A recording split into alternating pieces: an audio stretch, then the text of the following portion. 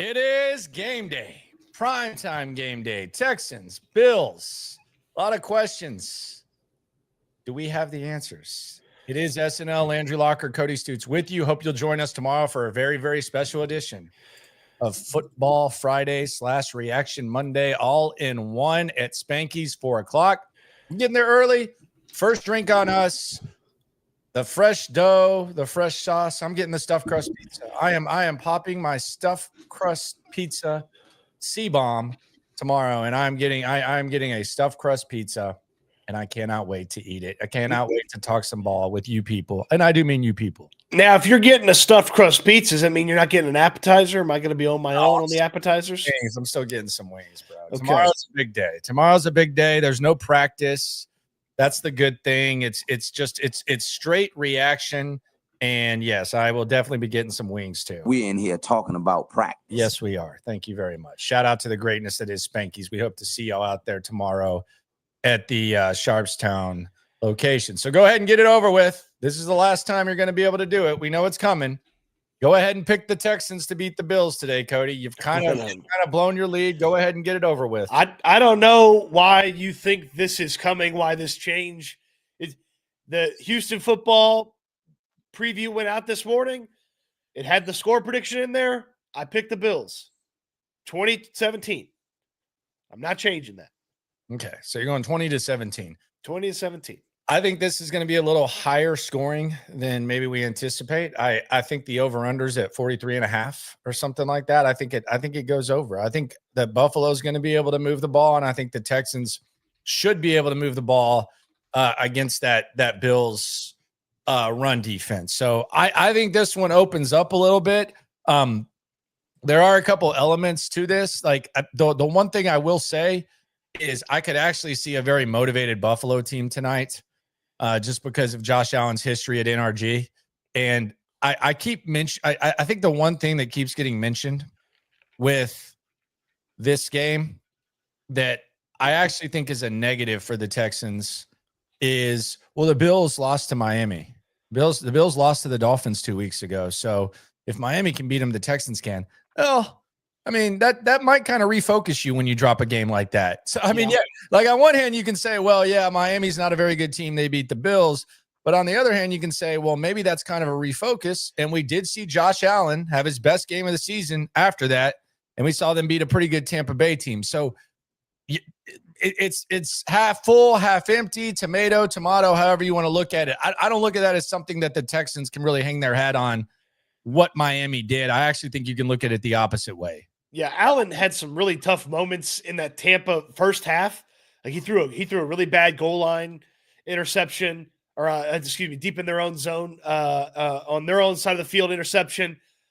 He had some other really bad plays, and then when you looked up, Buffalo led at halftime, and they ended up beating the Buccaneers by double digits. So it's like they refocused, they got dialed in, and he basically like willed them to victory with a 6-touchdown performance. And it's like, oh, okay, he did that after a game where they got embarrassed. They shouldn't have lost to the Miami Dolphins. And now he's got sort of last year in the back of his brain. And I'm sure he wants to kind of erase that from the record, so to speak, too. Is go out there and showcase that, hey, what you saw at NRG Stadium last year from me, I'm not that guy. Let's go. It was asked to him this week in media availability, the playoff game and that game. And I think it's kind of one of those things where he's left NRG pretty down in the dumps twice. So I don't think you're going to catch him slipping. We know the Texans defense is good. We know they're going to be able to bring it, but you mentioned when we were talking on the phone earlier today about the slots and the fact that Buffalo likes to throw to guys in the slot and the Texans are kind of vulnerable in the slot. And I do wonder if that's going to be an area that they attack. And I would anticipate that the answer to that wonder would be yes. I mean, Khalil Shakir's the only wide receiver they can trust over there, right? Like, I mean, they can't even figure out if Keon Coleman's going to play. He's not playing. Yeah, like they don't even trust him enough to put him on the football field. They got some other guy named Shavers that they run out there. Mecole Hardman's not playing. Curtis Samuel's not playing. They got ruled out. Like, Shakir's the only guy they trust. He's their slot guy. And the Texans defense, of any of the things that you could point to and be like, oh, well, they don't do this well. They're bad in the red zone. And they've had some hiccups on third down the past few weeks, and they allow a lot of targets to slot receivers. And they don't have anybody when Petry's there to consistently defend slot receivers, much less with no Jalen Petry out there to defend slot receivers. Yep, that's going to be something to keep an eye on. Obviously, we've talked about the run defense a little bit. I'm going to ask this question. Who do you trust most versus the Bills? Who or what do you trust most against the Bills? When you factor in matchup, when you factor in what the Texans have, like what do you trust the most putting their best foot forward and making things difficult for Buffalo? It can be a number of things. You can make your list. Implicitly, with the top of my list, I have full 100% trust in them, is Derek Stingley and Kamar Lassiter. The Buffalo does not have the talent to challenge either one of those guys on the outside. So coming up and assisting in the run game when Cook tries to bounce it outside or Allen's going out there and rushing the football, I trust both those guys to stick their nose into the run game's business and to handle their stuff from a passing standpoint. So I trust both of those guys 100%, no issues there. I also trust Nico Collins to have a big day. I really do. The Bills have had trouble with number one wide receivers. They've been able to slow down other guys, but number one wide receivers have good games against them. And so I trust Nico Collins a ton. I trust Dalton Schultz a good amount. I don't know how useful he will be in this game, but I trust him to be there and be available when Davis Mills needs to get the ball to him. And Mills makes those quick decisions and gets rid of it, so I trust him from that. And that might be it. Like I can't say Will and Daniil because the tackles for the Bills are pretty decent. Deion Dawkins is excellent, and Spencer Brown's no slouch over on the other side. So I can't say Will and Daniil that they're on my trust list. Deion Dawkins is badass at the podium too. That's another area that he is really, really, really good at. I got lost in a weird YouTube rabbit hole one day, and it was like some offensive line guy breaking down why Deion Dawkins is like one of the smartest tackles in the league, and he like baits defensive linemen into taking traps that he sets for him. And I was like, okay, I didn't even know there was that level of line play. So Deion Dawkins, very good. Quite the challenge for Daniil Hunter, Will Anderson when they're trying to come off the edge tonight.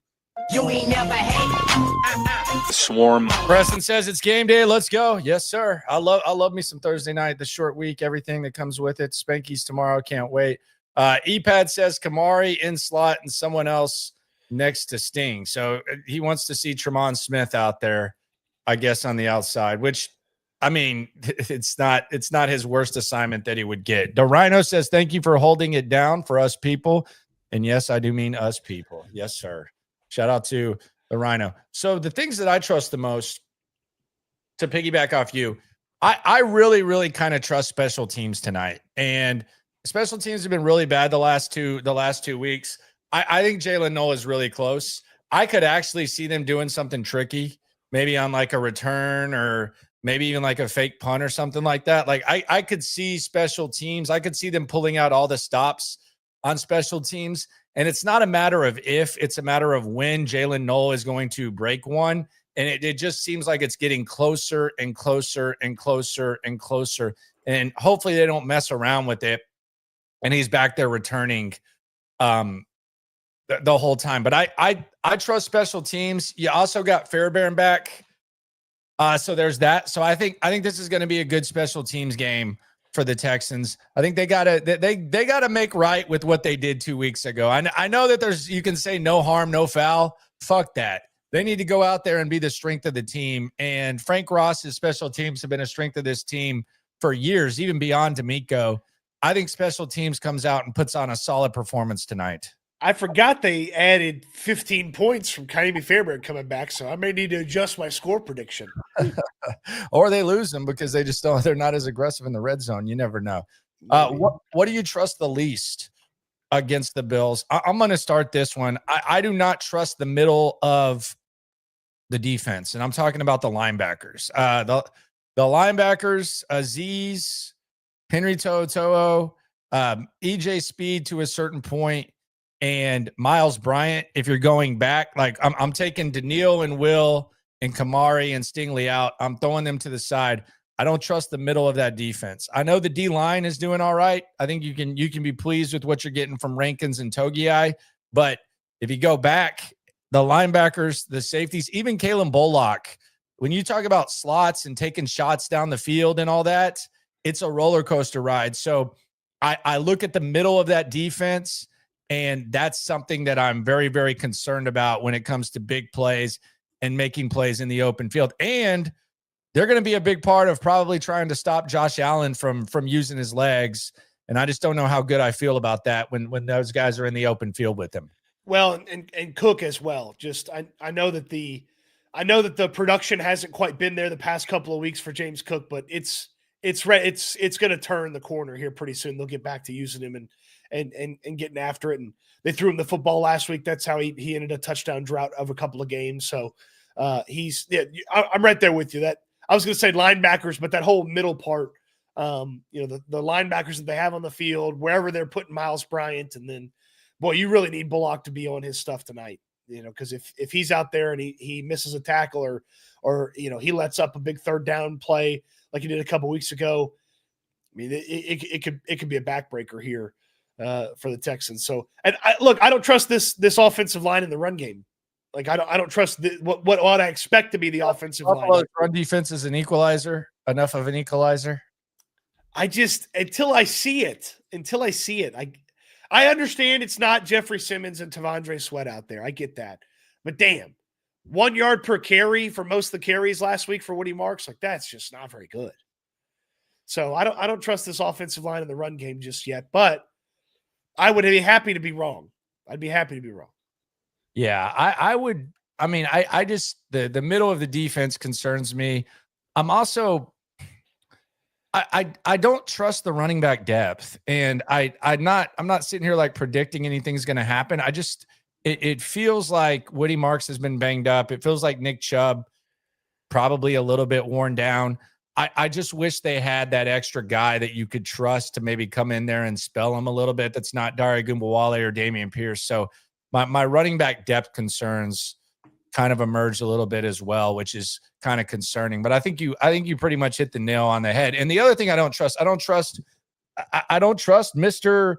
Mom Spaghetti in the big moment. I don't trust Nick Kelly. Nick Caley. I'm not even going to say his name right. But Nick Caley, I said this, if he calls a big game, 3 reasonable ingredients tomorrow. What reasonable ingredients will I have to drink tomorrow at Spanky's? Go ahead and lay it out. At Spanky's? At Spanky's. I have to do it at Spanky's. If Nick Caley calls a B game and has a good primetime game, 3 reasonable ingredients. Lay it out at Spanky's. Well, beer. Okay, that's reasonable. Thank you. Ranch. Okay.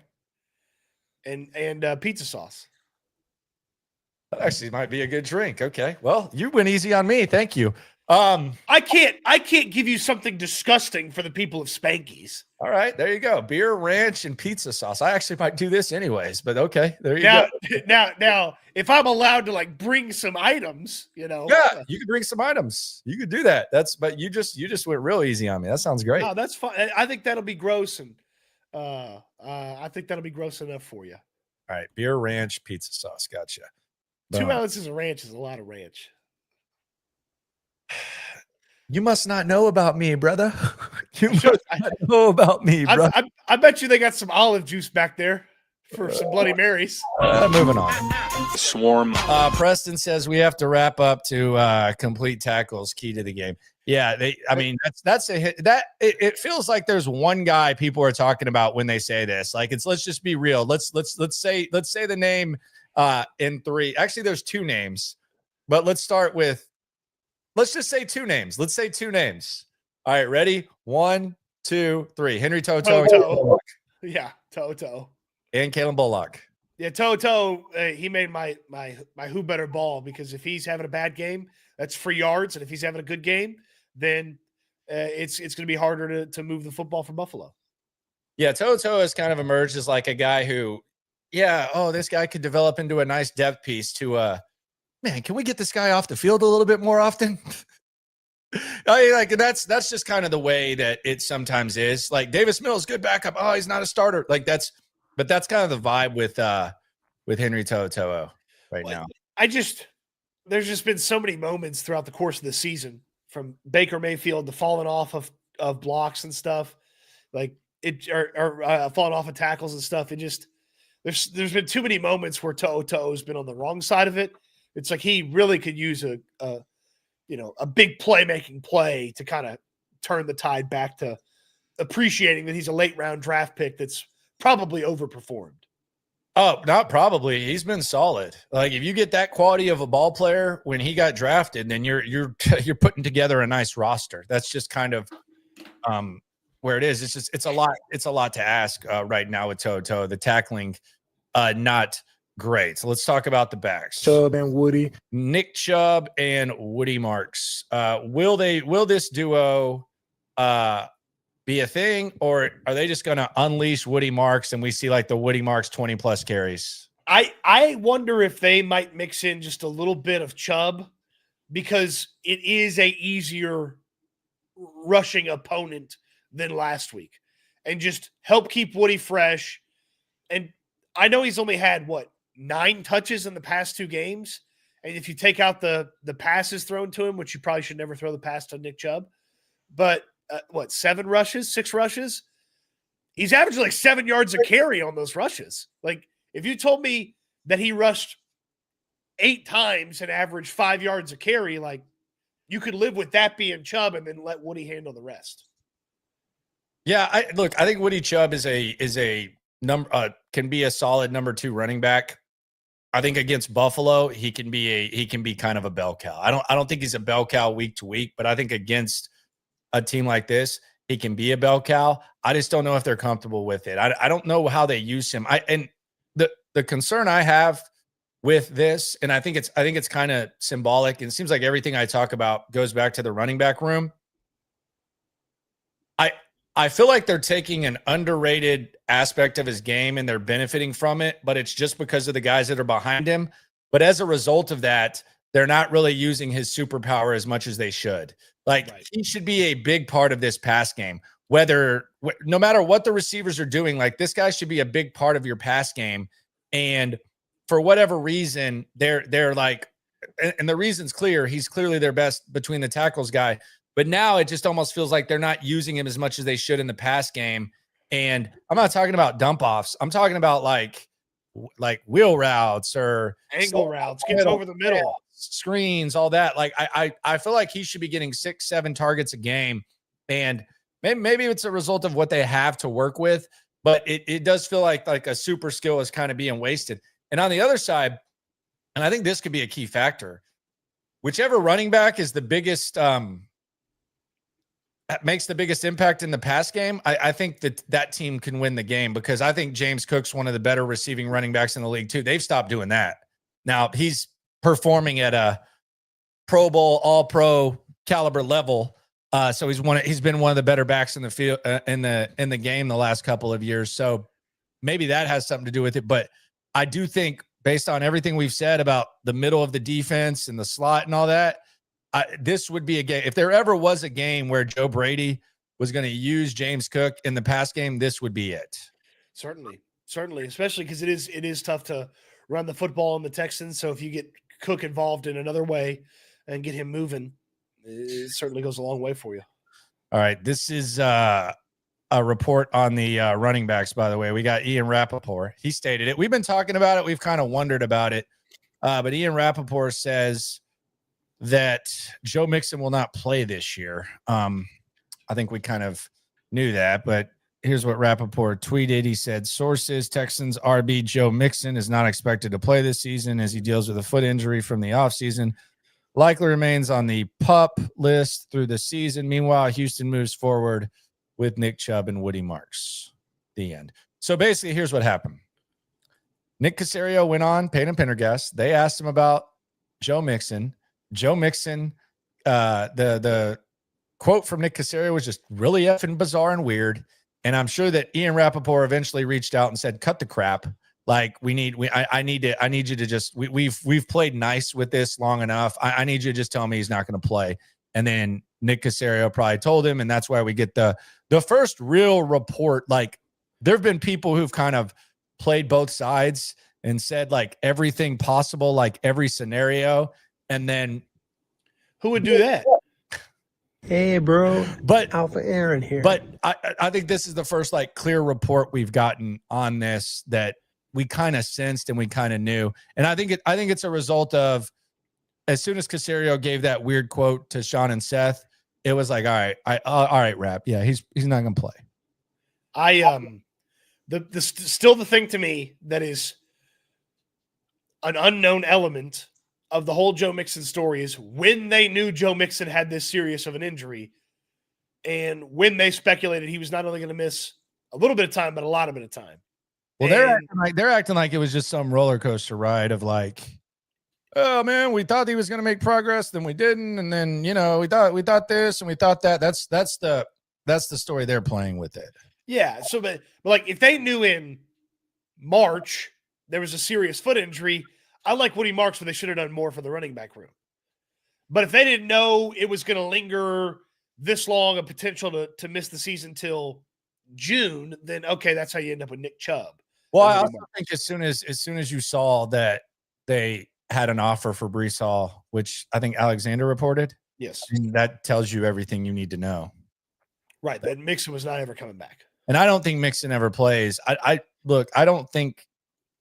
I don't know that it makes sense to bring him back next year with a foot injury at the age of 30, and you have Woody Marks and you have draft equity to where you should be drafting a running back on day 2 or 3, and you should be signing a running back in free agency. You should maybe be in the Breece Hall mix. Yep. So Breece Hall, you have Woody Marks on his rookie deal. You bring in another running back, just completely revive that running back room. It's not something that you have to use premium assets and premium equity to do. So you got to do that. And you save $8.5 million moving on from Joe Mixon. I already asked Texans Cap about it. I was like, how much money? He's like, $8.5 million. I was like, all right. Sounds good. Yeah, there's some funny stuff going on in the chat right now. About Aaron.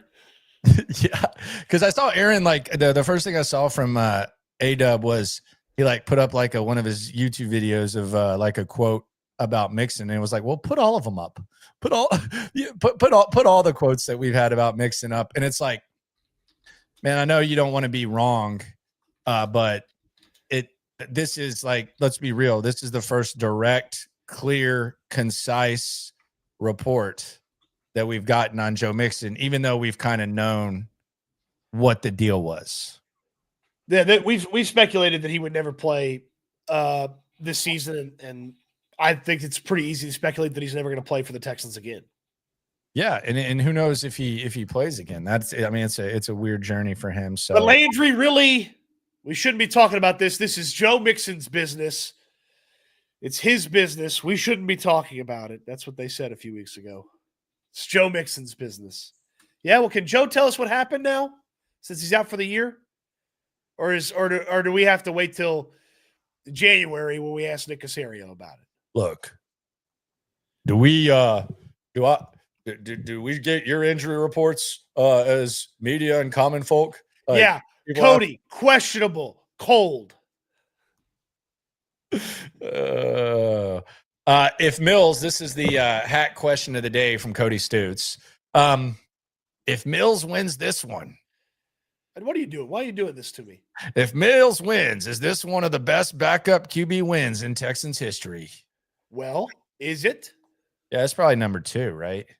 It's got to be Yates playoffs and then this one. And I don't like what else would be in the discussion. You could put Keenum on the road against the Titans up there, although I don't think he really played that good. I think Schultz went up and saved his ass on the catch, and the team kind of rallied behind him. But yeah, I would probably put this at 2. You have to put Yates up there. I know Vandermeer would put Whedon up there, going and finally ending the Indianapolis whatever streak. But I would put this at number 2. It's significant. It keeps your season alive. It's against Buffalo. It's on prime time. So I would say yes, number 2. It's It's pretty high up there. Number 2, Keenum came out of the deer blind and won a couple of games in 14 when there was like a sliver of a chance that they could make the playoffs. So that one was pretty good, down the stretch there in 14. And then Yates on Monday Night Football, but again, didn't play great, but he gutted it out and they beat the Bengals on Monday Night Football, the undefeated Bengals on Monday Night Football in 2015. Yeah, I would say Yates is definitely he's definitely the GOAT of like Texans backup quarterback moments. Yeah. I mean, this would be up there. It's just not as symbolic of everything, especially with what the vibe was after Schaub went down and how sad everyone was. And he kind of gave him a brief moment of happiness. Could have been Sage Rosenfeld's back in the day, but we all know how that went. The Rosen copy. He's not too pleased about that. I'm going to ask you this. This is a random question. I want Cody Stoots to break down the Al Michaels and Amazon Prime watching experience. I'm sitting here, put your media critic hat on and break down the Al Michaels Amazon Prime watching experience. Well, Al just sounds sleepy. He just sounds sleepy up there. Like he doesn't have consistent energy. He gets excited at the wrong times. He sounds sleepy during the broadcast. And it takes Herb Street basically elbowing him and getting him to wake up to call a big game or a big moment, or to call a big moment or a big play in a game.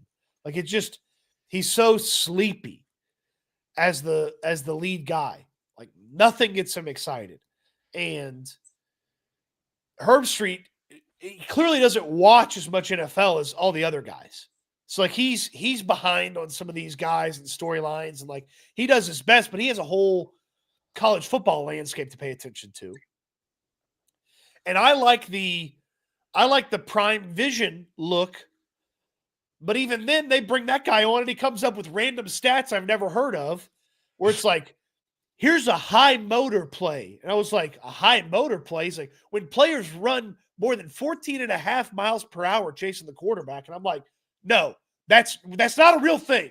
We can't just make stats up for Prime Vision. So I watch Prime Vision with the guy with his weird stats that pops in every now and then hopefully Al Michaels doesn't put me to sleep when I watch Thursday Night Football. I just have to watch the normal broadcast. Like that extra shit that they do just bugs the hell out of me. I can't do that. Like when I'm at home and I want to watch a game, I want to watch a game. I don't want to watch Manning Cast. I don't want to watch Skyview that ESPN does where they'll put like the college game on there. And I don't need to watch this extra stuff. Al Michaels is fine. Herb Street is just kind of a weird thing. I actually don't hate their studio show. I think their studio show is good. I think they do a good job on the coverage. But the worst thing about watching a Prime game is, man, it's hard to rewind. It's a tough rewind. Like you almost got to like pin it perfect. Like it's not as smooth of a rewind as if like you're using YouTube TV or whatever you have. That's the issue I have. The graphics are also a little bit weird sometimes. I don't know if they're like camera has like all this money that they spend. Do they have like a fog cover for the camera or something like that? Like it always feels like someone's like breathing into it. I don't know about that, but I do want to let everybody know if you're in Houston locally, you can watch it on Fox 26 tonight. But it's still the same broadcast, right? It's the same broadcast, but you can watch it on Fox 26. Well, good. That's better rewinding then. I figured that would be a little an easy thing for you to use is to rewind. Yeah, that's a better thing to do. Better rewinding. So yeah, Al Michaels though, it's kind of crazy. He's in his 80s though. They should have let him go when he got moved on from. That should have been it. They should have gone with somebody new and then somebody already in the NFL for the team. Instead, they went with Al and Herb Street, who's not even in the NFL landscape. Herb Street does so much work. It's crazy. And the dog. Who cares? Dude, the dog bit's really bad, by the way. I'm sorry. Enough is enough. Like, yeah, you like dogs. I actually felt kind of bad the first one. You replaced his ass a week later. Like, it's a lot. Now we just got – and by the way, this new dog's a shithead. Like he's not even a good dog. Like the other dog was good. This dog doesn't even know how to behave. Like you're Kirk Herbstreit. Can you get the dog trained? The other dog was good because it was 50 years old. I've had golden retrievers that lasted 14 years, like kind of like reminded me a lot of his dog, his old one. And that was a good one. This one's nuts. And he just replaced him. And it's like, hey, I got a dog. Good job, man. Everybody has a dog. The dog bits, it's a little much. It's a little much. Like, I know you wanted to be side by side with the older one. I get that. This one, we need to move on from the dog bit. Yeah. You imagine being some poor producer or technical guy, and you got to worry about the dog going around biting cords and pissing all over the place. This one, like that's just crazy, just disrespectful, man. It's insane. Like, what are we doing?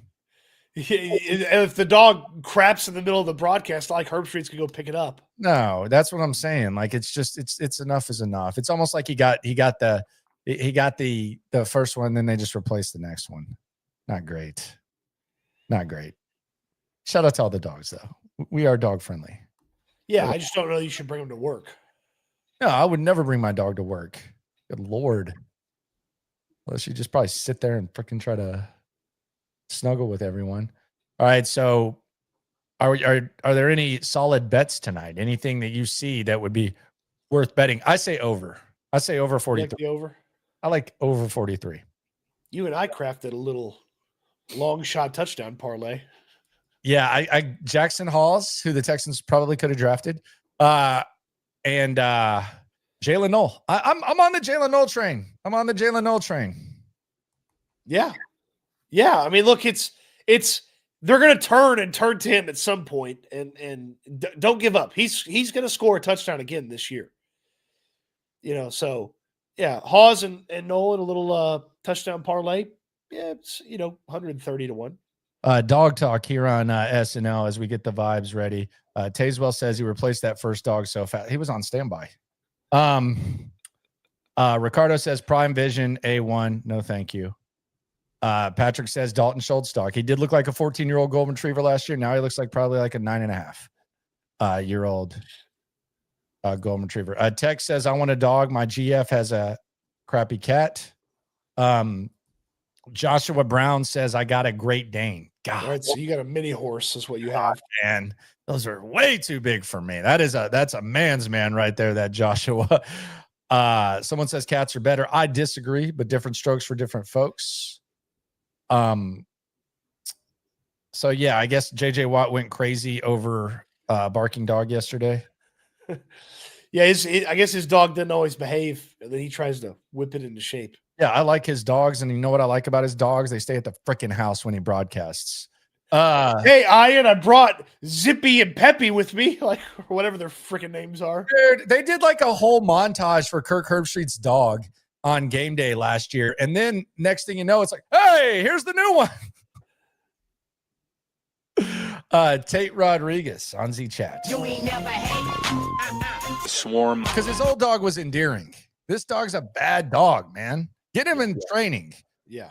Tate says, wife is a big Bills fan. We're going to the game. I'm going to try and keep my mouth closed and not get myself in trouble. Now, I got to be talking shit to each other the whole game. That's the fun. No, hell no. And by the way, she's going to have a lot of company. There's going to be a lot of Bills fans, a lot of pajama pants.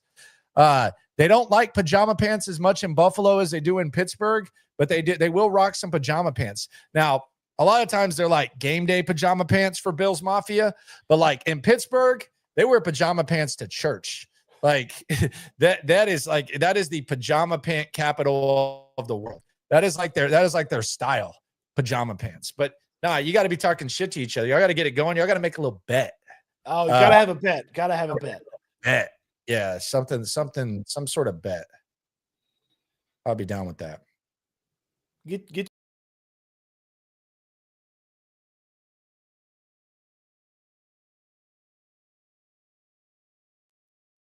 All right, we got Cody. He'll be back. Cody's back. Let's be honest, he just unplugged himself because Cody wanted to go like sneeze or whatever, use his tissues or whatever. He's got a little bit of a cold, but I think the over would be my go-to. I also think James Cook over receiving yards. would be something to go with. But that would be my my wager. We'll get Cody back in a sec. We're enjoying the buzz. Hope you'll join us at Spanky's tomorrow. We don't do like traditional preview shows. Not really our thing. But there's Cody. He just had to go sneeze a little bit. I was unaware I left. Well, actually, he started kind of getting a little bit nasty, and they probably just said this is a pervert. I just said he's just something good. He's talking about another guy's wife in a appropriate manner, and they cut you off. So I apologize, Cody, trying to get us canceled here with his nasty sexual undertones.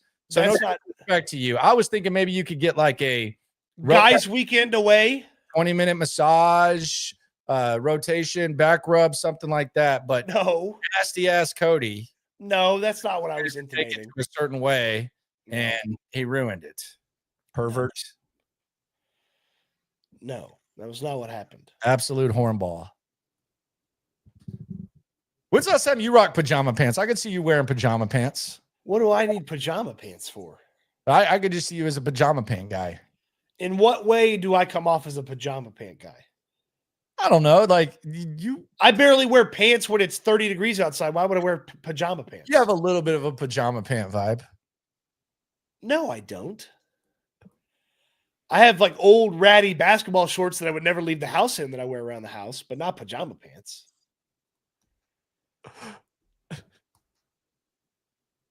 Someone says big dogs don't need pants. I miss those big dog shirts. Do you think this clock management thing with D'Amico Ryans is that something that concerns you? This is a game where it could bite them real bad. I don't think his clock management's been as bad. I don't think it's been good, but I don't think it's been as bad. I think that like challenges have been bad. Like whoever's in charge of that needs to be gone. Well, if they don't, this could be one of those games where if they messed up at the end of the first half and didn't steal points or made a big mistake and allowed some points, this is one of those games where it could hurt them real bad. Like you could survive that against the Titans and the Jags to an extent, but you do something like that against the Bills and it could compound into a much larger issue. You think CJ's on the sidelines today? I think so, right? I would think so, yeah. He's going to have the earpiece in? Maybe, yeah. I mean, maybe. He's not going to want to hear what's going on? I don't know. I don't know if he's going to have the earpiece in or not. Do you like the Battle Reds? You know, it's the first time Nico Collins has rocked these. Correct, because he was on the active roster, inactive for the game for Battle Red game last year against the Lions. Against the Lions, yep. That was a good start to the game and kind of a meltdown. That was one of the games where it was like, yeah, probably got to go. Bobby's probably got to go. The second half was just so bad. Yeah, the second half, like for a long time, was really bad. I don't think they scored like a second half touchdown for damn near a month. And then they broke the streak with the Joe Mixon at the end of the game against Dallas. Oh yeah. The end of the game where he ran to the sidelines and then looked back. Yeah. Derek Barnett had as many touchdowns as the offense over like a 1 month stretch in the second half. Yeah. Which not great. They've had much better success in the second halves against bad teams. Let's see how they do against a good team tonight. I do get intrigued by what the crowd's going to look like. We always talk about the Bills and how they travel and all that. Thursday, I don't know if Thursday makes it more likely or less likely. R. Jones, shout out to you, my friend. But I think less than San Fran. In some cases, it's more though because it's cheaper flights. Yeah, and it's an excuse to have like a long weekend. I would say less than San Fran. Yeah, it's going to definitely be probably half empty at kick, and it's going to be a lot of Bills. They do a little bit better with like a 7:00 start on a weekday. I would hope so. I mean, it doesn't matter. I don't judge anyone. I was talking about this yesterday on the stream. I don't judge anyone for selling their tickets. I mean, you can make back a large chunk of your season tickets. Go ahead and chill. I don't judge anyone for that. So do what you want to do. with your investments. Sure. Sometimes it just be like that. Sure. If you sold him in the first half of the Jaguars game, I wouldn't have blamed you. Did you see the Texans tweet where it was like, hey, first person to do this gets tickets to the game on Sunday? Yeah, I saw that on TikTok, and they had to take that down and put it up for Thursday. Yeah, they originally said like get tickets to the game on Sunday, and it was like, oh well, they play Thursday. And they don't play at home for another 3 weeks. Yeah, that was a Yeah, Taze Wells in the chat doing what they were asking them to do on the post. You had to type Battle Red without getting interrupted in the comments. what? That was how you had to win the tickets. That is farming comments like I've never seen before. I don't have like a toothpick, but it's not hard work, but it's honest work. That is begging for comments right there. Who? That's a bad idea. They have some good ideas. That is a bad idea. You have to spell Battle Red. Well, and then you had the people. So it's like, write Battle Red without getting interrupted in the comments. So then you had people do it one letter at a time. And then you had people write Battle Red without getting interrupted. It's like just like what they said, like trying to take it literally, trying to like okey doke, I guess, into the tickets. I don't know. It's very strange. You could have just said like, the 1,000th person gets the tickets. Yeah, I don't know. There's a lot going on with that. Who knows? I don't envy the jobs that social media teams have, because the expectations have never been higher. Mistakes get magnified. I don't envy their jobs. No, it's tough, man. And a lot of times less is more. A lot of times more is less. Like I think the real measuring of that is when schedule release comes out. The cream rises to the top in that situation. Certainly. That's where the cream kind of rises to the top. I don't think the Texans have done an awesome job of that the last few years. Remember when they did the same thing that someone else did, like the squishing or whatever? Oh yeah. The pneumatic press. Yeah. Yeah. But I think this is a new squad, so we'll see how they do. And we got plenty of time. Got a primetime game before then. So we'll see y'all at Spanky's tomorrow. I'll see you on post game tonight at 10:30. I'm enjoying wifey's birthday festivities. I think we're about to go drink some maybe martinis or something like that. Oh, nice. Yeah, some oysters, just who knows where the day takes me. Yeah. You have a just regular martini? You don't have like any sort of like... No, hell no. That's olives, brother. Nah, I ain't drinking no regular martini. I'll probably just drink beer. She'll probably drink martinis. Oh, okay, gotcha. I don't know, but if I did, it would be like something like a flavored martini or something like that. These things get you lit for sure. All right, appreciate everyone for rolling through. Be sure to subscribe, like, right along. Be sure to get your ass out to Spanky's tomorrow. It's gonna be a fun one. Cannot wait for this game.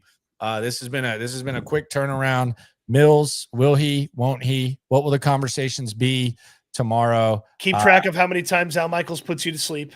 Yeah. All right. Yeah. Get that done. Appreciate y'all for rolling through. Subscribe, like, right along. Always remember, when it comes to this Texan stuff, we're all in it together. Eat good, sleep good, be good. We'll talk Texans again soon. Thanks for watching, everybody.